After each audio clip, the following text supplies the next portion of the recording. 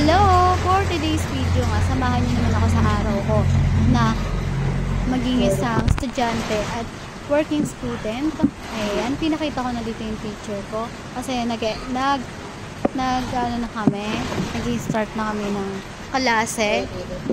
Bagong gising nga lang ako dito at kitang-kita naman sa mata ko na parang medyo singkit pa tayo. Ayan yung notebook ko, dalawa yan kasi dalawang subject tayo for today's vlog. Ayan.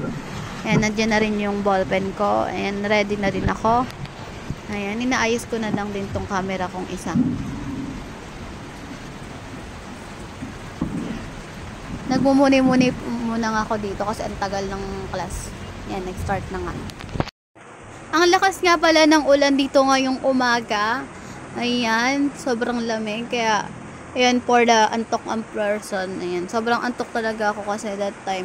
Puro ko nood ng movie kada gabi. Ayan. Syempre, kasalanan ko din. And kapag gabi naman, ginagawa ko yung ibang activities. Pagtapos, mag-drama. Uy, K-drama!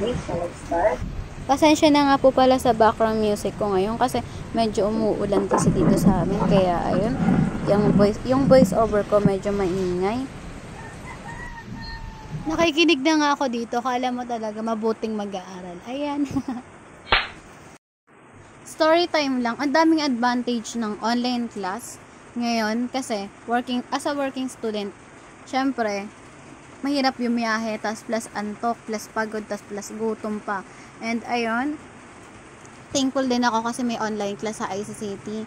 And medyo may kamahalan lang yung tuition niya. Pero by the way, kaya naman ang bulsa natin.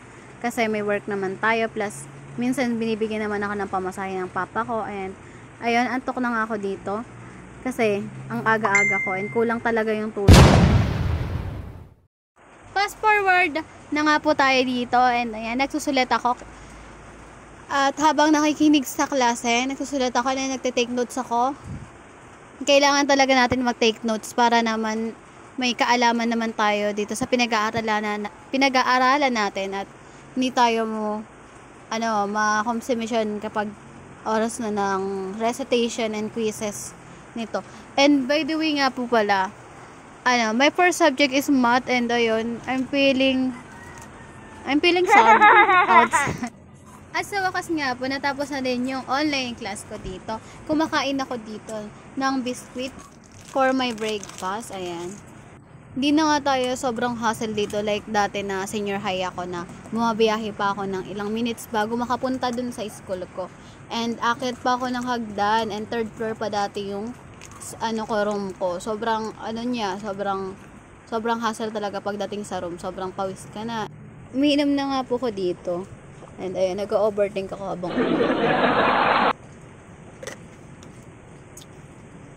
yan, tapos na po ako dito. And for the go na tayo para maligo. Ayan. Pinas forward ko na moments later. Yung pag may makeup ko dito, naglagay ako ng cream sa mukha. And dinat ko na rin dito sa face ko. Ayan, nilagyan ko na rin ng blush on yung mukha ko para medyo naman refresh tayo sa atake natin. And parang slight lang yung pagkakalagay natin ng makeup. Nag-blush, nag-ano na rin ako ng sa mata, pilik mata. Ayan, naglagay na rin ako dito ng pampa-skin ng mukha natin, pampakintab. Ayan, naglagay ako ng lip tint. Naglagay na rin po pala ako dito ng eyeshadow. Lagyan natin ng eyeshadow para pak na pak ang ating datingan. Pero simple lang yung makeup natin for today. Syempre, para naman medyo refreshing ang datingan natin. Pagdating natin doon sa ating work. Sa aking. And ready to go na nga ako. Ayan, tapos na. And andito na nga po pala ako dito sa SM Masinag. Ayan, dito yung work ko. Ayan. And patawid na ako dito sa pedestrian line. Ayan. Thank you nga po pala kay Kuya Pedestrian Line or hindi ko alam tawag sa kanya. Basta thank you sa kanya kasi pag late na ako, pinapahinto niya agad yung mga sasakyan na yan. And for the takbo na ako minsan dito, kapag late na talaga ako kasi medyo traffic nga sa Masinag. Area ng Masinag, sobrang traffic lagi. Yan, naglalakad na tayo dito. Lapit na rin tayo dito sa work ko. And then, nandito na tayo sa entrance. Yan, chinek na ni kuya, ni ate guard pala yung pag ko. And then, tinatanggal niya yung sombrero ko. Kasi bawal dito mag-sombrero. And nakalimutan kong magtanggal ng sombrero before I enter in SM Masinag. And nandito na ako sa loob ng crew room ng SM Masinag. Hours later. Uwian na. Mabilis lang natapos yung duty ko kasi 4 hours lang ako. Pang working student lang yung oras ko dito. And ayan, pumasok ako ng mga 3:30 ata yan. Tapos umuwi ako ng mga 7:30 sabi. Gabi na rin siya. Ayan. Naglalakad na ako dito sa Pawiran.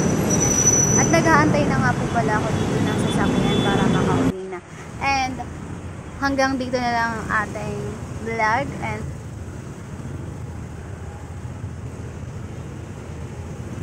And thank you and see you in my next vlog. Bye-bye!